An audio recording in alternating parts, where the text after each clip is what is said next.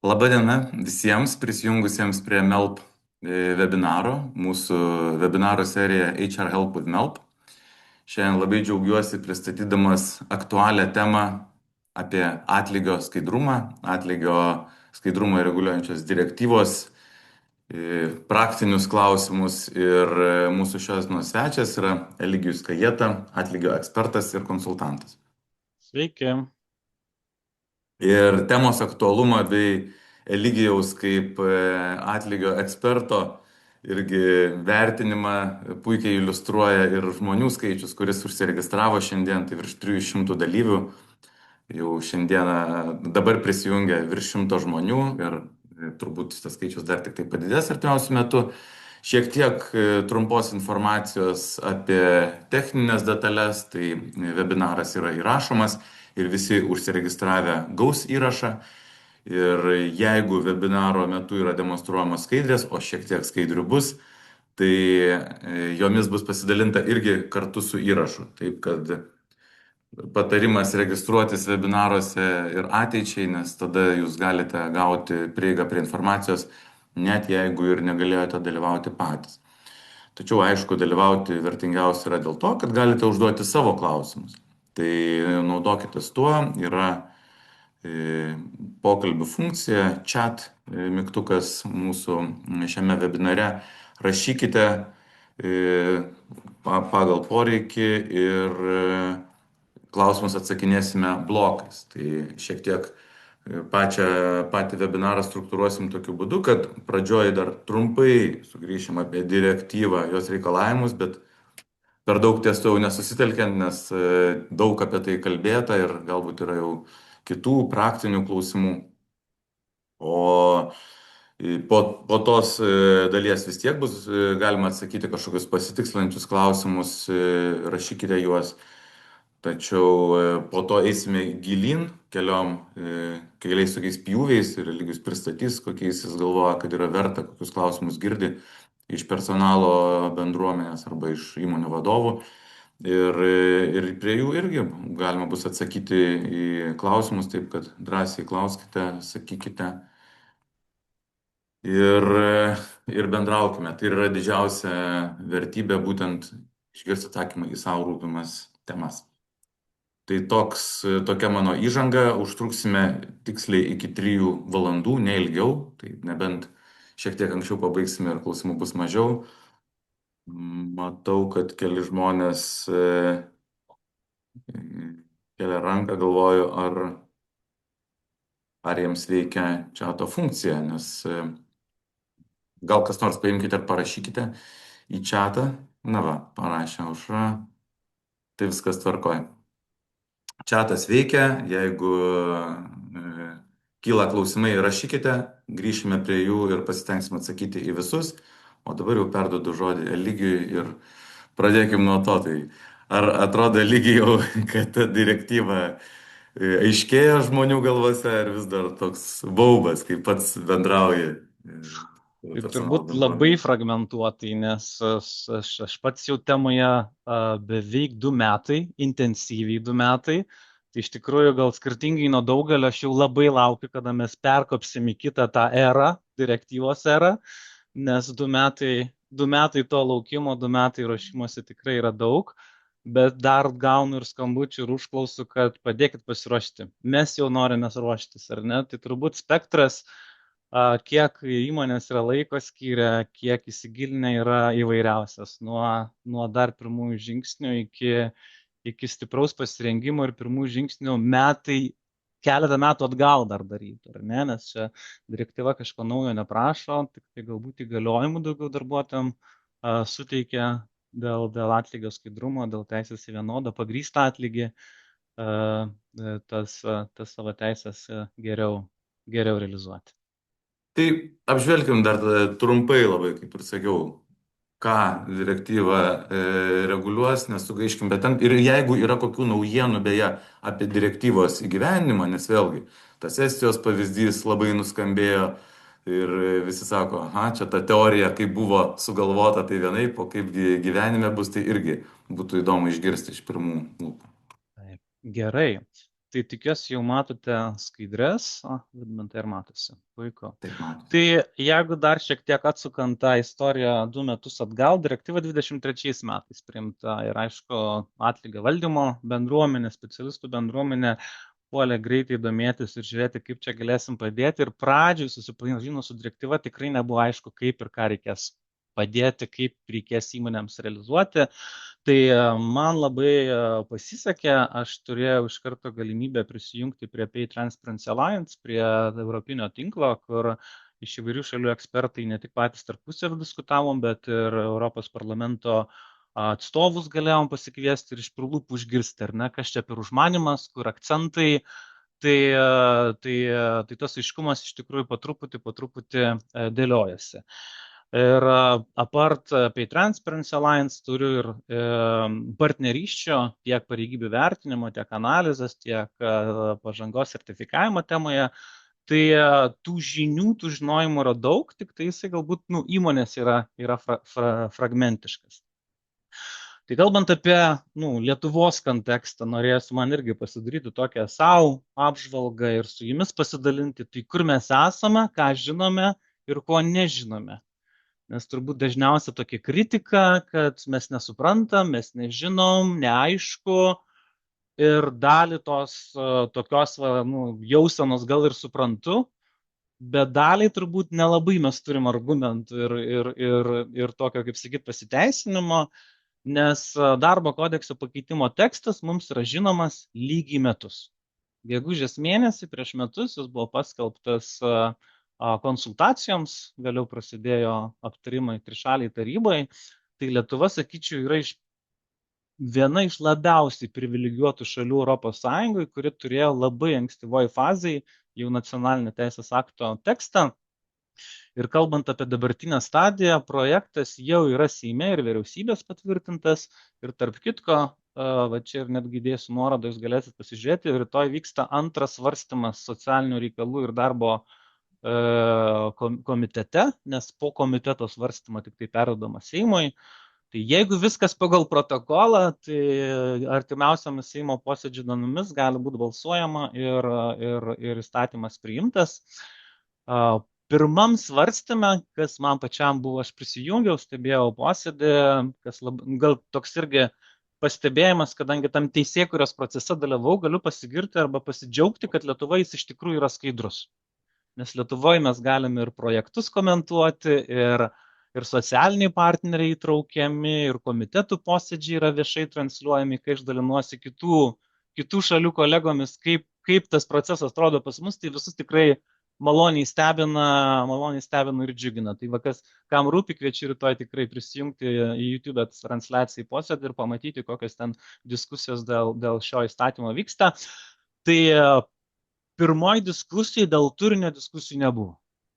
Tai yra labai gera žinia, čia kažkoks dialogas, kas turi, kas neturi būti, ką reikia keisti, nėra atidarytas, nes su darbo santykiais, darbo rinka susiję klausimai taip pat diskutuojami trišaliai taryboje ir čia toks yra Lietuvoje susitarimas, kad jeigu jau ten susiderinom pozicijas, turint darbuotojų atstovus, turint darbdavių atstovus, tai tų pozicijų ir laikomis ir tas toksai laikymasis matosi.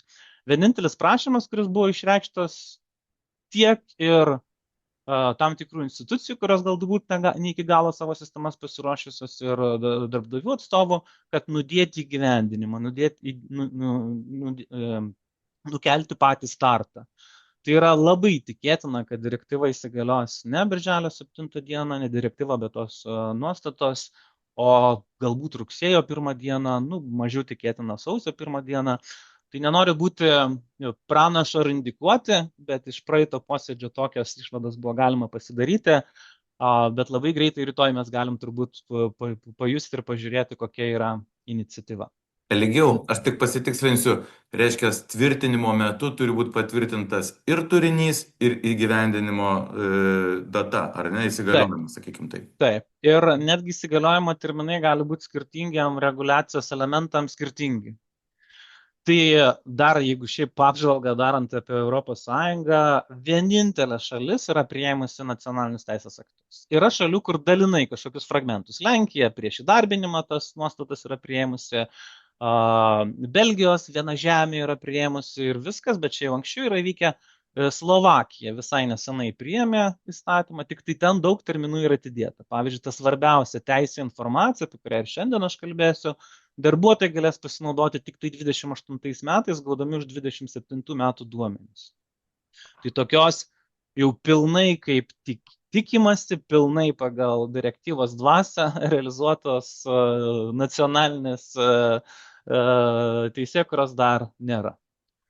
Aš taip galiu pereiti tada į tokį kitą punktą, kad toks mūsų lauktas, harmonizuotas direktyvos įgyvendinimas visoje Europoje nuo to aiškaus numatyto termino birželio 7 dienos yra supliuškęs. Nes ir terminai tikrai bus skirtingi, ir skaupas arba apimtis, nes direktyva yra keletas aspektų, kurie yra perkeliami nacionalinė teisė, jie keisis. Ir dirbdamas su klientais, kurie yra per kelias šalis, mes jau keičiam tam tikras taktiką, jau sakom, kad toliau mes komunikuosim ir žiūrėsim kiekvienoje šalyje pagal nacionalinę teisę, nes su tokiu bendru pokyčiu, su bendra žinia, kas darbuotojams bus suteikiama, kas ne, yra iš tikrųjų labai sudėtinga, nes vėlgi, kol nacionalinė raidė nėra aišku, kažkoks tai galbūt savanoriškas žingsnis irgi iki galo nėra subalansuotas.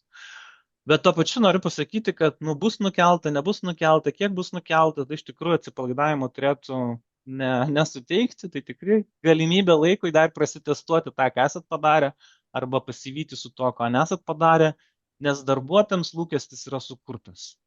Tai jie, ar čia, nežinau, bus nukelta, nebus nukelta, pagal direktyvą, pagal tai, ko Europa norėjo, jie jau yra susiformavę lūkestį, kad nuo kito metų pusmečio jie turi daugiau teisės ir informaciją ir kai kurios įmonės tą lūkestį galbūt ir savanoriškai iliustruos. Tai aš manau, mes čia po truputį jau į tam tikrą darbdavio patrauklumo diferenciacijos zoną eisim, ar ne? Ne tik tai, kas pagal teisės normą privaloma, bet kiek ir darbuotojų lūkesčius išpildėsi. Dideli debatai arba didelis irgi toksai pokalbis apie pareigybių grupavimą į pareigybių grupės, į vienodo arba lygiaverčio darbo pareigybių grupės. Ir aš tikrai sutinku, kad įmonių patirtis yra labai skirtinga. Vieni turi daugiau kompetencijos, kiti mažiau kompetencijos, bet iš principo tokios, kaip sakyti, disciplinos žinių mes turime jau daug ir senai. Aš čia vaidėjau nuorodą, iš tikrųjų labai įdomus faktas, pirmoji knyga apie pareigybių vertinimą parašyta 1926 metais. Tai lygiai 100 metų. Galbūt šiek tiek ironijos, kad skaitai ir tam tikrus konceptus pareigybių vertinimo kriterijų, kuriuos mes sutinkam direktyvą, ten taip pat sutinkam, darbo sąlygos, fizinio darbo aplinkybės ir kiti dalykai, kas galbūt per 100 metų darbo aplinkoje pasikeitė, nėra, kaip sakyt, galbūt svarbiausi dalykai, bet ta disciplina iš tikrųjų yra sena.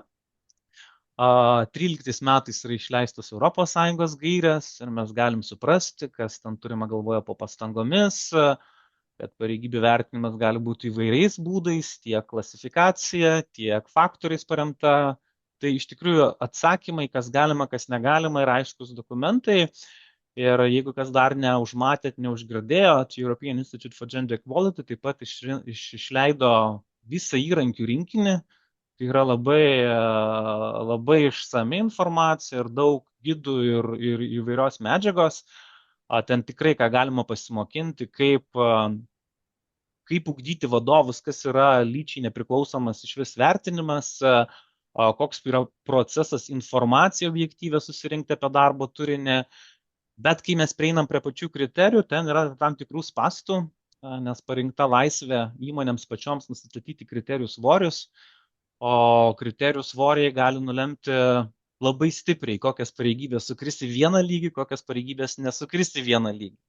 Tai čia daugiausia kritikos tos metodologijos ir sulaukia, kur kriterijų svoriai nėra empiriškai patikrinti ir metodiškai išbandyti, nes įmonėms pačioms kaitaliojant tos svorius, jie gali gauti kitą rezultatą ir pirmą kartą darant tuos vertinimus, kaip teisingai pataikyti svorius yra sudėtinga, o kai jau padarai vertinimą ir tam tikros pareigybės sukrito tą pačią grupę, mes jau turim tam tikrą teisinį įsipareigojimą ten užtikrinti vienodą atlygį. Tai įrankiai yra gerai, bet aš būtinai pridėjau frazę, kad juos reikėtų naudoti savo rizikai ir įvertinant. Aišku, yra absoliutus konsensusas, kad jeigu mes pareigybės vertinam faktoriais paremto metodologijom, turim skales, turim taškus, lygis ne šiaip savo priskiriamas, bet yra metodinis atsekamumas, tai toks pasirinkimas yra stipriausias, nes mes galim pademonstruoti, kaip 4 privalomieji kriterijai buvo taikomi. Tokios teisinės pareigos a priori uždokumentuoti ir turėti skaitinės reikšmės nėra, bet yra pareiga įrodyti, jeigu įvyktų ginčas. Tai dėl to tas metodologijos arba būdo, kaip jūs vertinat ir grupuojat pareigybės, pasirinkimas iš tikrųjų yra svarbus ir tai vos ne pats kertinis pasirengimo ir pamato padėjimo tolimesniam analizėm momentas. Bet kokiu atveju tokių galutinių gerų atsakymų, kur yra šaltinis ir parašyta, kaip gerai, kaip blogai, tikrai nėra. Tai yra vadybinis įmonės sprendimas su tam tikrais kompromisais. Tai tikrai taip linkiu neieškoti geriausio atsakymo, bet padiskutuoti ir pasirinkti tam tikrą savo kelią ir tada jo judėti į priekį ir, nežinau, susidūrus su kažkokia kliūtimi arba sukaupus daugiau patirties tą kelią galbūt keisti, rinktis kitą metodologiją, bet jų nebėra laiko blaškytis, reikia jau savo geriausių gebėjimų, savo geriausiamis žiniomis, savo geriausiais partneriais, kuriuos turit tą pareigybių grupavimą pasidaryti. Daug debatų, ką čia sodrai reikės pateikti ir tas galbūt pagrindinis ir atidėjimo motyvas yra, kad didžiosios įmonės tikrai rankomis negalės užpildyti sodros duomenų, reikės adaptuoti savo apskaitos sistemas arba personalo valdymo sistemas. Programavimo darbams net specifikacijos negalim pateikti, nes neturim galutinių reikalavimų. Natūralu, kad jų neturim, nes jie bus apibrėžti po įstatyminėse teisės aktuose. Tai yra grandinėlė veiksnių, kurie turi įvykti ir per tą likusį laikotarpį ta grandinėlė tikrai nuosekliai negali suveikti. Tai aš vis dėlto kviečiu pasiremtis tą informaciją, kuri jau yra paskelbta ir darbo inspekcijos ir socialinės apsaugos ir darbo ministerijos gairėse parengtose yra gabaliukas, kur yra kalbama, kokias ten informacijas reikia pateikti sodrai. Žinau, kad ten yra dar ir pilkos zonos, ne iki galo aišku, ten su akcijų papildomom naudom, su pensijų tam tikrų kaupimų, ar čia reikia ar nereikia. Tai čia siūlau tiesiog ramiai palaukti, bus teisės aktas, tada ir žinosime, spėlioti tikrai nėra ko. Institucijas tikina, jeigu jos nespės tos informacijos pateikti ir sugeneruoti tų ataskaitų, kad jūs kaip darbdaviai galėtumėt pateikti, tikrai sankcijų nebus. Tai čia toksai, kaip sakyt, abipusio pasirinkimo klausimas, nėra tai, kad viena institucijų pusė nepasiruošusi, tai darbdavys bus kaltas, kad tam tikra pareiga nebus realizuota.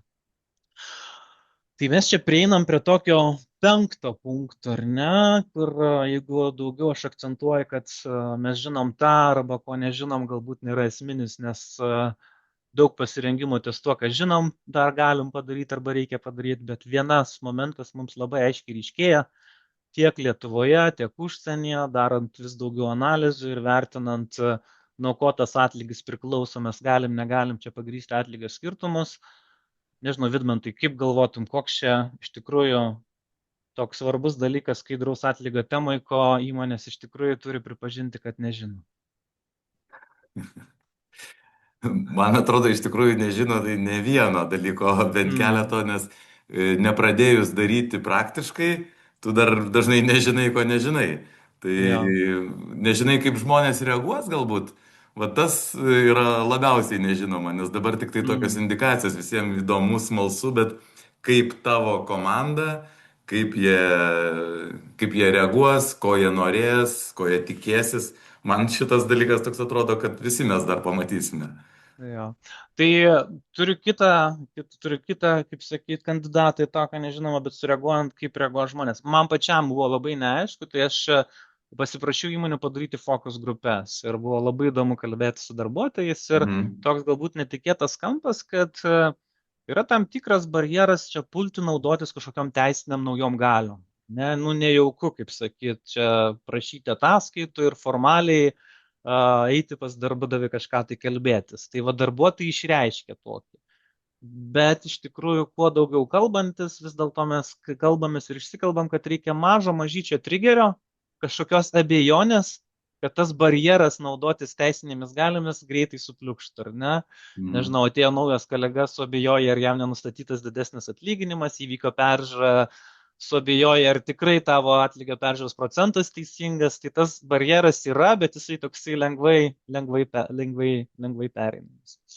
Tai kalbant apie svarbų dalyką, ko daug įmonių vis dėlto, jos gal nepripažįsta, bet mes kalbėdamas, analizuodamas susidurėm, tai dėja, bet mes nežinom, už ką mes mokam.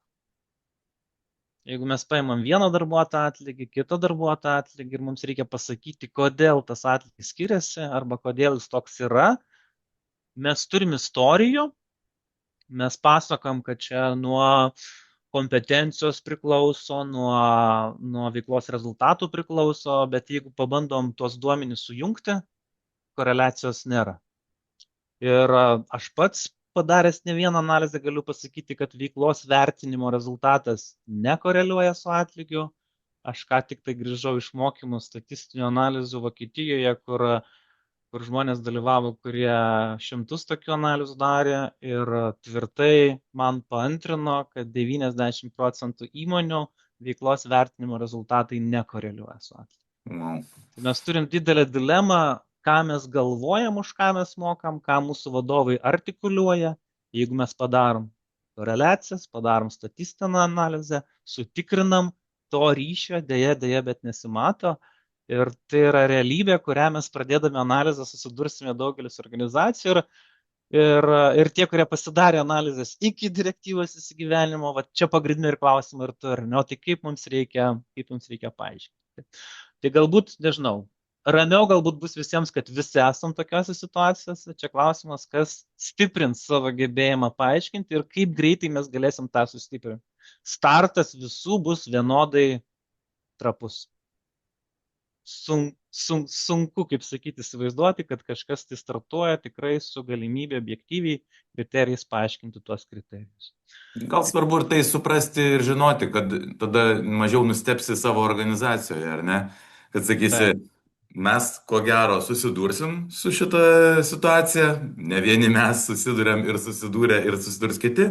Tai tiesiog žinutė vadovams, vidurinės grandies vadovams, na, teks apie tai kalbėtis, teks nagrinėtis ir dėti į lentynas. Nu, bus tokio dar darbo.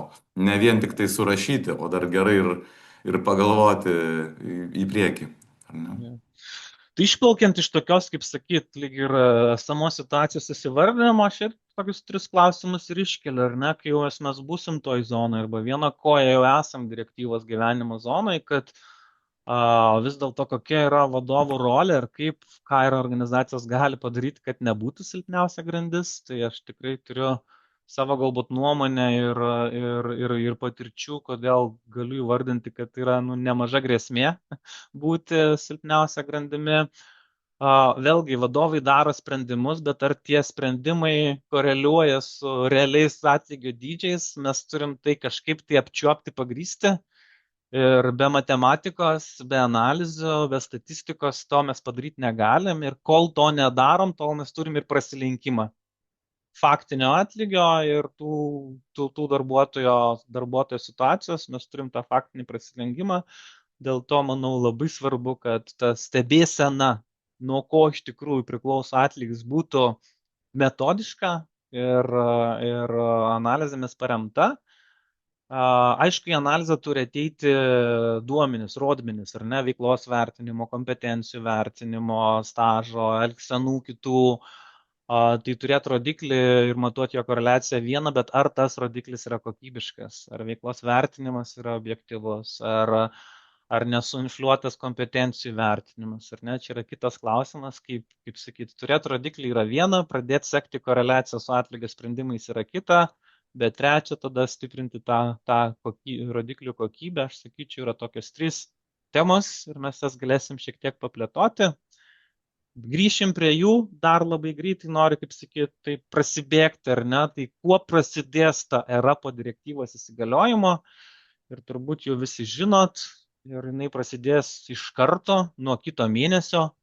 Tas kitas mėnuo Lietuvoje bus arba Liepa arba spalis, arba vasaris, tokie labiausiai tikėtini 3 scenarijai, vidutiniam galbūt duočiau daugiausia šansų, kai darbuotojai galės pasiprašyti ataskaitos ar ne apie savo vidutinį atlygį ir apie kolegą esančių toj pačioj pareigybių grupėje.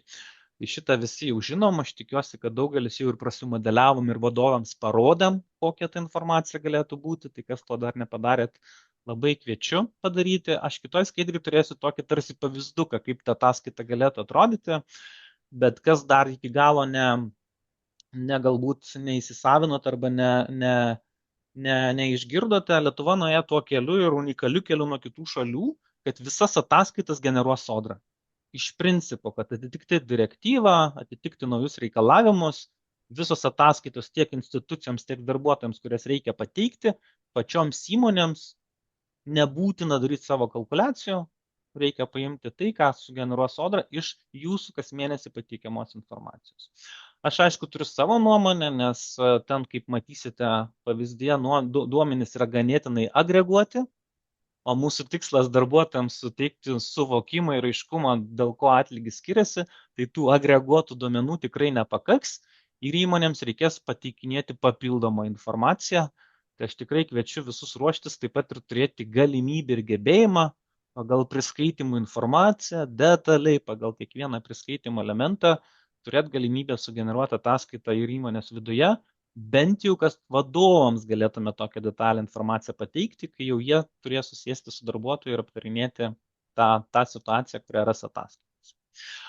Dar vienas toksai svarbus irgi lietuviškas dalykas, tai jeigu kitose šalyse informaciją pradės gauti tik individualiai darbuotojas ir turės prasisukti visi metai, kai jau bus metinio arba tų 3 metinio ataskaitų teikimo momentas, kada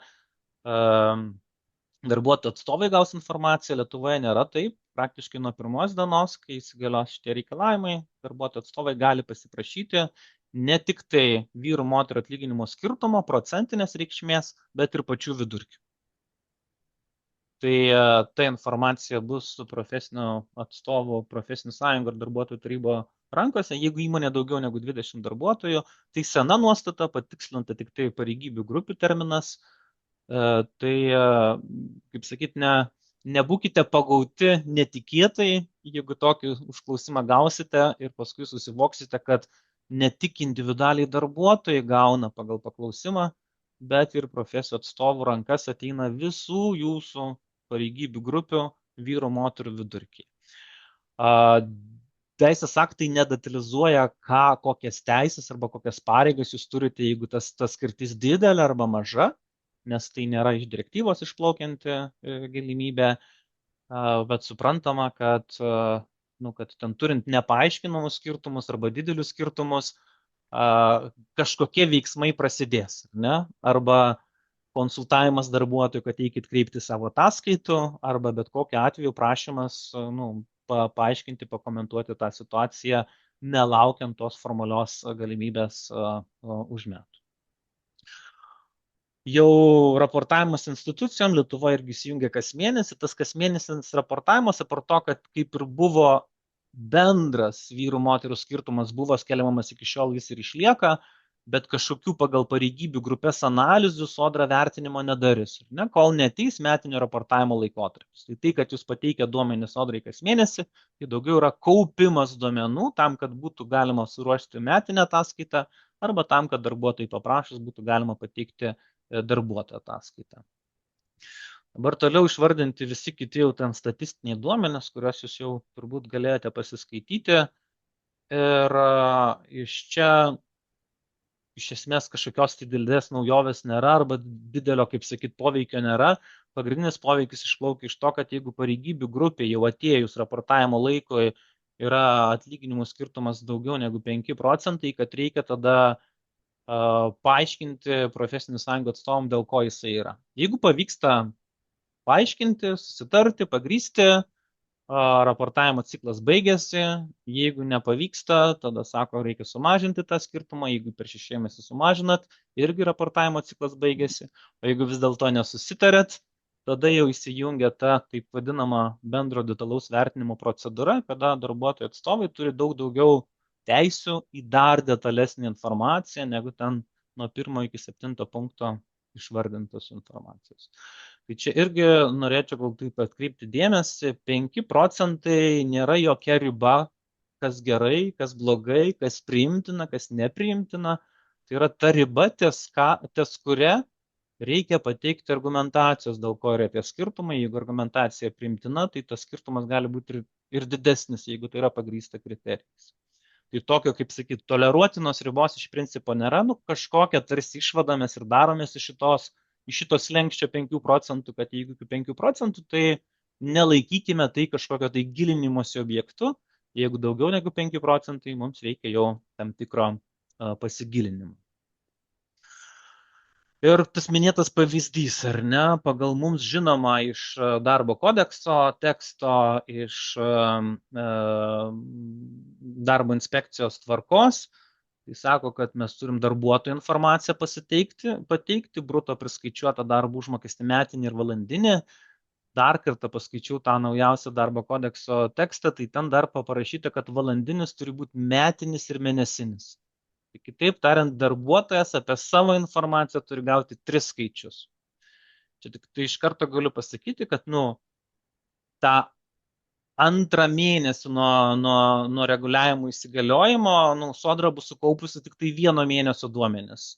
Tai metinio mes nematysim skaičiaus kitus 12 mėnesių, kol nesusikaups visas 12. Tikrai kažkokių tai retrospektyvių duomenų neprašys nieks jums sugeneruoti ir visi turėsim palaukti, kol prasisuks metai, kad bus pilna metinė suma.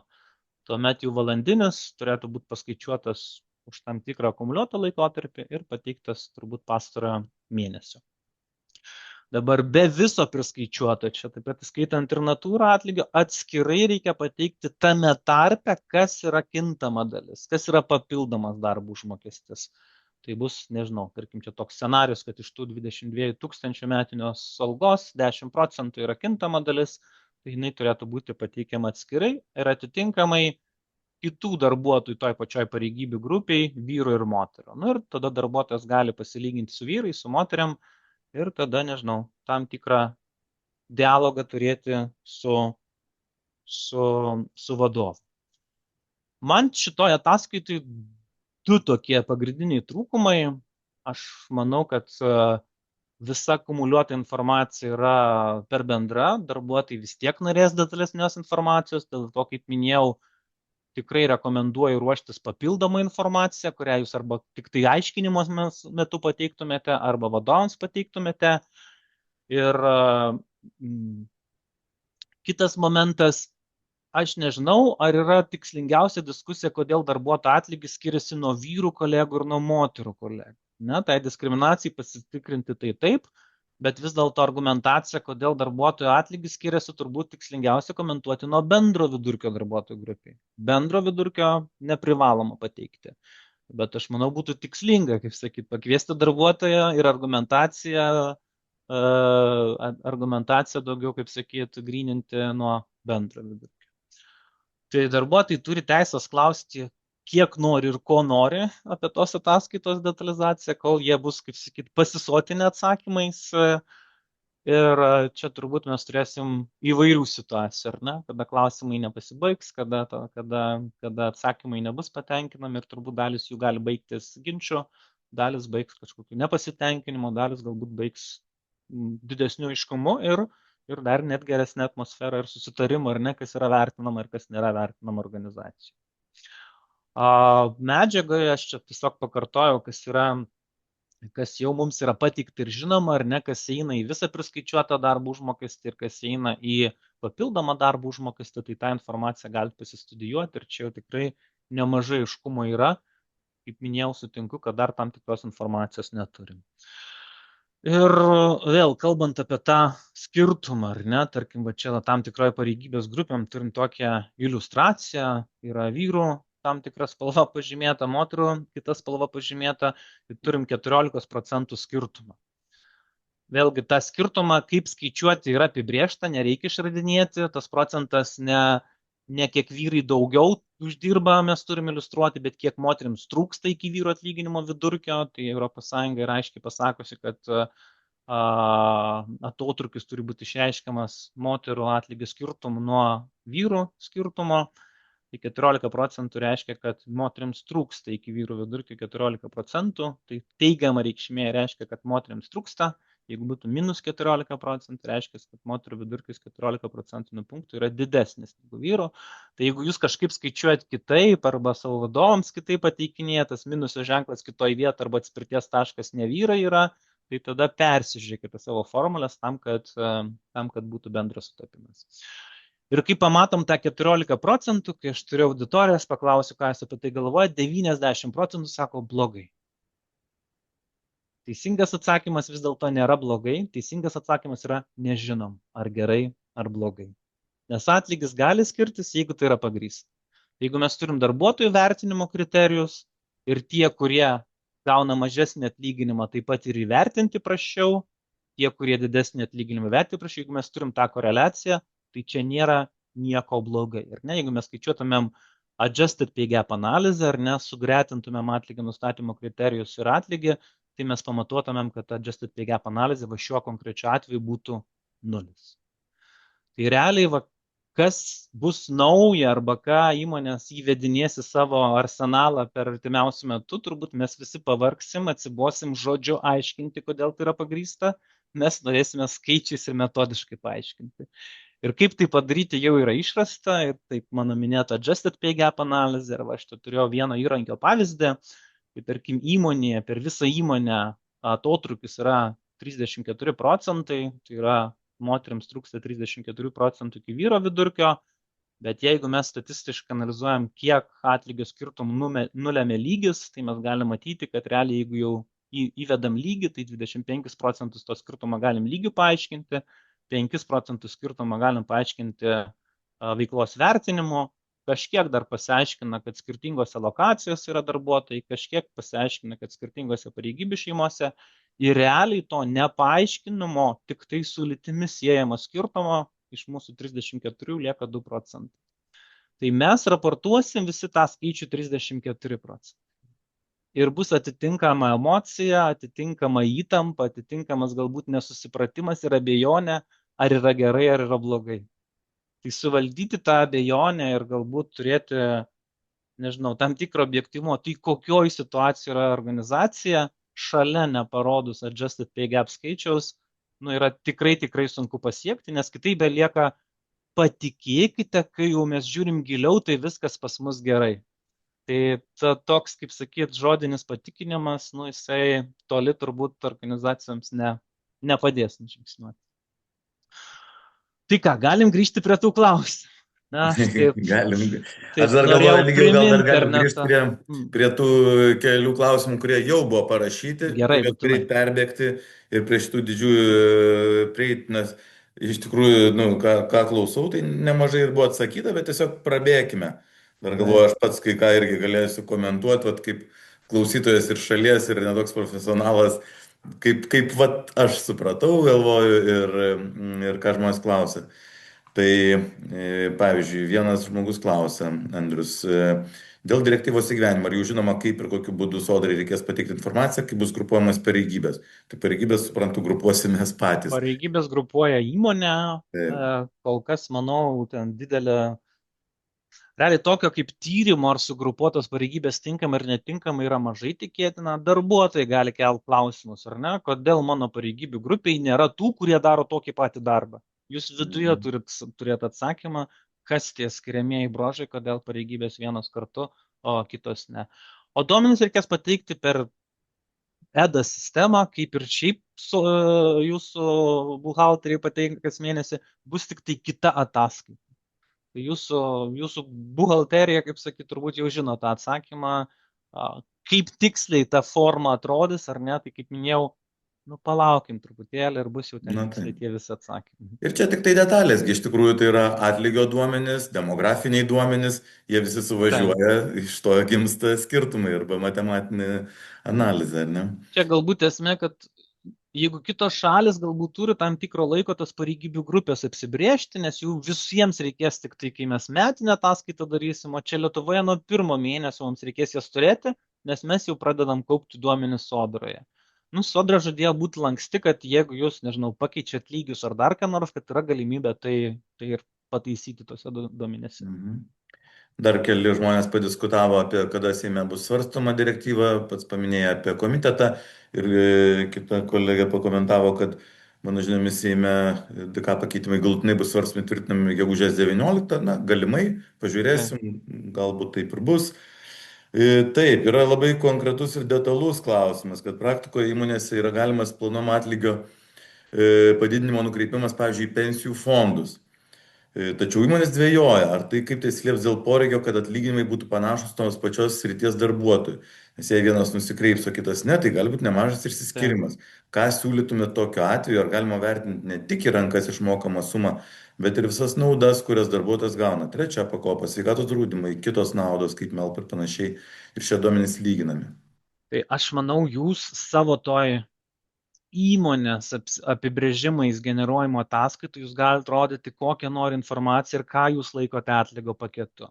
Šalia būtinai reikės parodyti ir tą agreguotą informaciją pagal sodros reikalavimus, bet kaip geriausia praktika aš įvardinčiau, kad darbuotojas paprašė informacijos, jūs pateikėt ją pagal savo politiką, šalia pridedat ir tą privalomą informaciją, nes privaloma informacija yra stambiai agreguota ir jūs esat ir apriboti sodros apibrėžimo, nors jūs, va, kaip paminėjot, sodros apibrėžime gali nebūti pensijos tų nukreipimo, pensijos contributioną, bet tai yra viso atlygio dalis pagal jūsų atlygio filosofiją. Mhm. Tai jūs, nieks jums nedraudžia taip ir parodyti tos informacijos papildomai.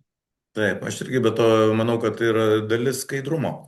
Kuo aiškiau ir skaidriau pateiksite, tuo labiau, kad labai dažnai organizacijos ir turi aiškiai apsibrėžę apie naudas, kada jos suteikiamos nuo kažkokių ar pozicijų, ar geografijos, ar pareigų. Tai parodymas to ir tik tai prideda tik aiškumo ir tuo labiau ta direktyva, visa jos, kaip čia, principas labiau įsigyvena. Jeigu dar pridėčiau, tas atlygio ataskaitų praktika yra sena kaip gyvenimas, ar ne, Total Reward Statements. Ten tik tai mes kalbėdom apie darbuotojo atlygį, dabar ir palyginamosios grupės atlygio informacija pateikiama, tai nėra kažkokia tai naujovė ir tai nu, labai vertinamas iš tikrųjų dalykas. Taip, Brigita klausia, pareigybių vertinimo metodas naudojant figures vertinimo metodiką. Ar galima būtų naudoti jų rekomenduojamą metodiką, joje vertinama 10 skirtingų kriterijų. Na kaip, čia viena iš metodikų, vis tiek turėsit Tai patys. visos dabar, kurios metodikos tinka? Visos, kurios turi nors vieną kriterijų apie žinias ir įgūdžius, apie pastangas. Nu, pastangų apibrėžimas turbūt reikėtų dar pasikalibruoti, bet aš jums daviau nuorodas, o kur pasižiūrėti, kaip suvokiamas pastangos ES susijusių dokumentuose, darbo sąlygos ir atsakomybė. Jeigu nors vienas kriterijus iš šitų, arba iš esmės jūs galite šitiems kriterijams dar nustatyti ir vadovos nenulinį svorį. Taip tariant, užtenka ir nors kelių kriterijų ir deklaracijos, kad yra nulinis svoris. Tai va, tokia, kaip sakyt, tiesioginė prasme atitinka. Bet svarbiausia, kad atlaikytų jūsų pačių darbuotojų logiką. Ar yra suprantama, kodėl vieni yra vienoje grupelėje, kiti yra kitoje grupėje. Tai klausimai tai byra, šitai laikas išseks. Taip, toksai, kaip pagal Kornferio metodologiją sukvalifikuotas pareigybės į lygius turi koreliuoti su kompetencijų modeliu arba matrica. Ar tai vis dėlto dvi atskiros sistemos? Nu, aš manau, kad yra ryšys tarp darbo kompleksijos, ką atspindi pareigybių lygiai ir kvalifikacinių ir kompetencinių reikalavimų. Kaip minimum, galbūt kompetencija ta pati, bet elgsena turbūt skirtingo lygio, ar ne? Mes galim apie strateginį mąstymą kalbėti ir apie specialisto lygmenį, bet mes kalbėsim apie, nežinau, dviejų dimensijų sujungimą, ar ne, bet strateginio mąstymo jau ten 20 lygmenį mes jau kalbėsim apie tam tikrų jėgų, kurių šiandien ir vakar nieks nematė su prognozavimu ar su matymu. Mm. Tai ryšys tarp kompetencijų ir pareigybių lygių yra gan tiesioginis. Tuo labiau, kad aš galvoju, jeigu įmonė naudoja organizaciją Kornferio metodologiją, tai ir gerai yra atsiremti į kažkokius pagrindus, ką tu jau turi, tu tai tiki, daug dievė komunikuoji, tai puiku yra tai naudoti kaip bazę kažkokią ir kur ten jos. Šiek tiek jau tik ką ir paminėjai, kiek atskirai turi būti aprašyta ir išdėstyta benefitų, tai papildomų naudų dalis įmonėje. Tai vėlgi, sodra nereglamentuoja, bet Total Rewards. Papildomas naudos natūra suvokiamas tiek, kiek apmokestinama, ar ne? Tai Lietuva nueita tuo keliu, kaip sakyti, jeigu VMI beda pirštų ir sako, tai turi būti apmokestinama, tai yra ta papildoma nauda, kuria turi būti raportuojama. Tai yra tik tai piniginė vertė. Tai kažkokios, nežinau, patogesnės darbo sąlygas, kurias kartais mes komunikuojam kaip papildomos naudos, mūsų šitos direktyvos kontekste nėra suvokiamas kaip papildomos. Mhm. Ir dar klausimas, o kaip turėtų būti apsirašyta naudų dalis atlygio politikoje ir kaip motyvacinės sistemos? Ar turi būti vardinta, kad yra atskira tvarka, ar prie to pačio dokumento reikia jungti? Aš e, Dokumentų struktūros logika turi atitikti jūsų logiką, ar ne? Kai mes turim politiką ir tvarką atskirai, ar ne? Klausimas, kas tvirtina. Jeigu jūs turit valdybą, dažniausiai mes renksime dviejų lygių dokumentus, ar ne? Kur yra pagrindiniai principai tvirtinami valdybos ir ten vadovybės tvirtinami jau galbūt tvarka ir detalesni dalykai. Jeigu jūs esat maža organizacija, jums turbūt nereikės dviejų lygių dokumentų. Tai dokumentų struktūra priklauso, kas juos tvirtina, kokio lankstumo reikia juos prižiūrėti ir ar reikia kažkaip atskirti, kokias detalės galbūt mes atskleidinėjom skirtingoms suinteresuotoms šalims. Tai čia nėra taisyklės, čia vėlgi vadybinis jūsų sprendimas. Ir ką jūs pasirinksit, tas bus gerai, svarbu, kad padarytumėte. Lina klausia, kas darbuotojui turėtų paaiškinti dėl jo atlygio, grupės ir atlygio rėžių jo grupiai, ar tiesioginis vadovas, ar darbo užmokesčio buhalteris, ar HR-as. Buvo skaidriai lyg parodyta, kad tiesioginis vadovas arba HR-as. Mes atsiremsim nori, nenori tiesioginį vadovą. Nu, jūs tiesiog paskaičiuokit, nežinau, kažkokią tikimybę, kiek bus užklausų ir kiek jūs turite HR žmonių ir kiek jūs turite darbo užmokesčių buhalterių. Kaip sakyti, nenoriu nuskambėti, nesiųskit darbuotojų į apskaitos padalinius klausti apie jų atlygį. Ten gimsta pati prasčiausia patirtis ir komentarai. Ir net tie žmonės, kurie techniškai priskaito, nu, darbuotojas ateina su kitais klausimais, ne koks skaičius, bet kodėl toks skaičius. O kodėl atsakymus turi vadovas? Teisybė. Vienas vėl klausimas, kuris buvo atsakytas skaidrėse, ar darbo tarybos atstovai turės teisę prašyti visų įmonės pareigybių grupių atlyginimų? Taip, buvo pasakyta jau. Jeigu įmonė virš 20 darbuotojų. Ja, išskyrus vadovus. Tik tai va toks patikslimas. O kaip jeigu grupiai yra tik vienas darbuotojas? Yra ten apribojimas, jeigu virš 2 darbuotojų tos pačios lyties, tik tada ta informacija skleidžiama. Tada galima teikti, ar ne? Jo, bet mes turim suprasti, kad darbuotojų atstovai vienu ar kitu metu, jie bus pozicijoje prašyti informacijos iki individualaus darbuotojo informacijos atskleidimo. Tai būkim nusiteikę, kad mes turim turėti, nežinau, tokį santykį, arba tokią kokybę, arba tokį pasitikėjimą, kad anksčiau ir vėliau jų rankose bus individualių darbuotojų atlyginimai. Taip, čia vienas yra apie kornferį, tai gal iš viso tai dar truputį padėsiu šoną. Nu, reikia mums jau bandyti ir prie tų kelių klausimų grįžti. Nes laikas spaudžia, o baigsime mes laiku, tai gal tada lyg jau dar pratesk apie šitas 3 temas ir pabandysim grįžti prie klausimų pabaigo. Aš manau, kad mūsų toj naujoje eroje vadovai yra ir buvo ir bus skirtiniai, nes vienas galbūt yra aspektas, kad mes visi dabar darom analizės, pamatom kažkokius tai skirtumus ir, nežinau, planuojam peržiūrą ir mobilizuojamės, ką daryti, bet turbūt reikia pripažinti, kad pay gapas visą laiką, kaip sako, yra moving target, judantis traukinys. Vienas darbuotojas išėjo, vidurkiai pasikeitė, vienas darbuotojas atėjo, vidurkiai pasikeitė, kažką pakėlėm pareigose, vidurkiai pasikeitė, kažką, nežinau, apdovanojom už neeilinį projektą, vidurkiai pasikeitė. Ir kas dalyvauja visuose šitos sprendimuose? Vadovai.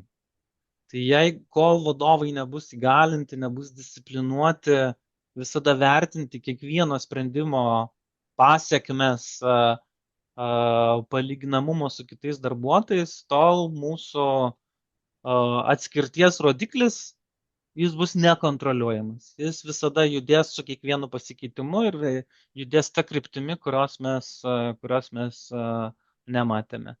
Tai va, kaip sakyt, va, sprendimo atsakomybė yra pas vadovus ir jie turėtų būti, nežinau, išedukuoti arba įgalinti matyti savo sprendimų poveikį. Dar kalbant apie nori, nenori, anksčiau ar vėliau vadovai atsakinės į užklausas klausimus, ar ne? Galbūt pradžioj jūs apsimsite, kad personalas atsakinės, bet daug tyrimų padaryta, kad labiausiai pasitikė organizacijos darbuotojai savo tiesioginiu vadovu, nes jis mato jo veiklą, jis mato jo kompetencijas, mato jo nuopelnus, jis daro sprendimus dėl kintamos dalies, dėl bazinio dalyko, tai iš tų lūpų darbuotojas ir tikisi komentarų ir paaiškinimo.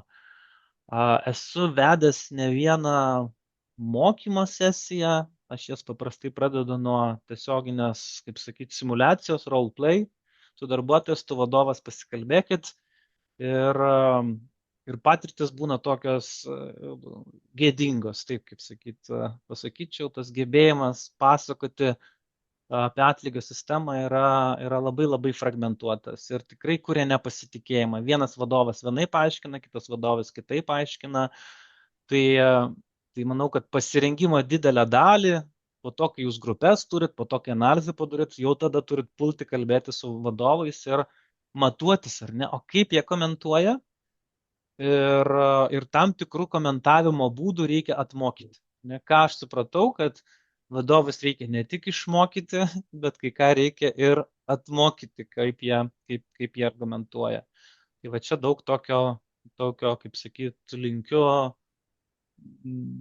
kaip sakyt, nepavėluotai tai pamatyti ir įsivertinti, bet kuo anksčiau tą dialogą ir diskusiją su vadovais atverti. Gal einam tada per tuos likusius klausimus, pasilikim kelias minutės, pristatyti visas tas 3 temas, nes tikrai aktualu ir pažiūrėsim, kiek dar spėsim atsakyti. Gerai.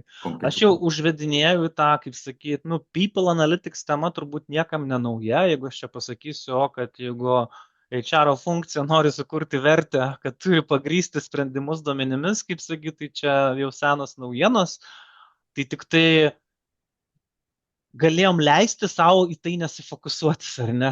Dabar viskas nebegalim leistis netai fokusuotis, nes naratyvinės argumentacija mums gali išgelbėti vieno ginčo atveju, antro ginčo atveju, bet pas mus jau pradės kauptis istorija, kaip mes argumentuojame ir jeigu ta istorija yra netvari, kad vienu atveju tiko sakyti, kad čia buvo kritinė pareigybė ir trūkumas rinkoje, kitu atveju bandom sakyti tai, bet nebėra tų galbūt įrodymų arba tam tikros dokumentacijos tai įrodyti. Tai tos statistinės analizės adjusted pay gap, kas nėra direktyvos objektas, bet kas yra būdas argumentuoti atlygio skirtumus, turėtų atsirasti įmonių, kaip sakyti, repertuare. Ir tai yra nelengvas klausimas, nes jeigu nėra pareigybės, kuri turi tą kompetenciją, prilipdyti prie kažkokios pareigybės yra sunku. O jeigu yra analitinė kompetencija kitam padalinį, mes tada su jautria atlygio informacija susidaram, tada skolintis tą kompetenciją irgi yra sudėtinga. Tai aš manau, mes matysim vis daugiau ir daugiau personalo skyrių turinčio savo, kaip sakyt, sudėtyje analitikų pareigybės. Ir pradžia labai paprasta, ar ne, tiesiog jeigu pas jūs atlygis turi praklausyti nuo veiklos vertinimo, tai patikrinkite, ar veiklos vertinimo rezultatai koreliuoja su atlygio dydžiais, jeigu nekoreliuoja, tai diskutuokite, rodykite vadovams, tai tikrinkite, ar tai, ką sakote, ar tai, kokie atlygiai nustatyti yra tarp to ryšys. Ir gal ta trečia neišsemama, ar ne, performance evaluation tema, ją turbūt reikės praplėsti, atgaivinti. Aš manau, kad su atlygio skaidrumu veiklos vertinimo renesansą mes turėsim. Nes nori, nenori, vis dėlto nereikės tik naratyvinių nuopelnų, kuriais mes galim pagrysti atlygio skirtumus, bet ir kiekybinių nuopelnų užfiksavimo, parodymo, kad tai yra sukalibruota, patikrinimų, ar tai iš tikrųjų koreliuoja su atlygiais ir tą kokybę reikia pasivyti. Ir dabar dažnai turim tokias dilemas, ar ne? Nu, negalim nesakyti, kad atlygis priklauso nuo veiklos rezultatų, nes nuo ką kitą mes galim pasakyti, bet kai pasižiūrim tikrą atlygio dydį ir veiklos rezultatas, tai koreliuoja priešingai.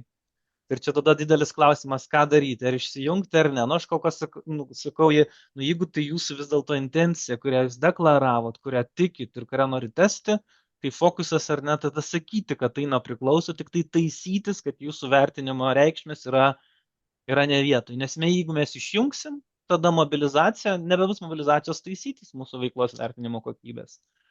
Tai va ta pradžia bus tikrai nejauki ir gal aš noriu drąsinti, nu, mažiau slapstyti ar ne, daugiau pripažinti sunkumus, kuriuos turit ir tada mobilizuoti save ir vadovų komandas tuos sunkumus į stiprybės pavirsti. Nes jeigu mes kažkaip užglaistysim, supakuosim pareigybių grupės, užvadinsim nuopelnus kažkokiais kitais dalykais, tada nežinosim, kur iš tikrųjų turim pasitemti.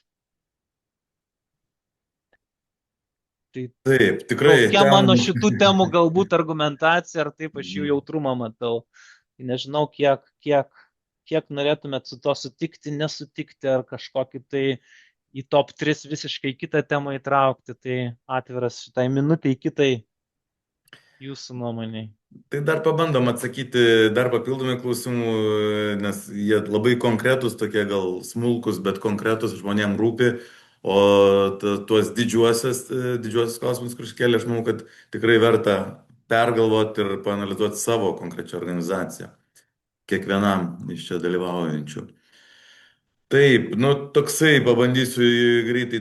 Du priedai labai skirtingi vertinant ir tas pačias pareigybės, pagal vertę įmonėje skirtingi skyriai patenka į tą pačią pareigybinę grupę. Kaip tokiais atvejais elgtis, ar sodrai ne tik bazinį, bet ir papildomą DU reikės pastoviai argumentuoti dėl skirtumų. Sodrai argumentuoti kaip ir nieko nereikės, tik tai deklaruoti.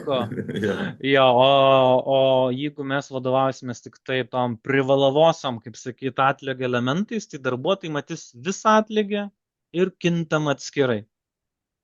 Tai jeigu tokie junginiai neparodo pilno paveikslo, vadovai negali paaiškinti tik tokią informaciją matydami, tai galvokite, kokią informaciją papildomai turite pateikti, kad galėtumėte ištransliuoti savo argumentaciją.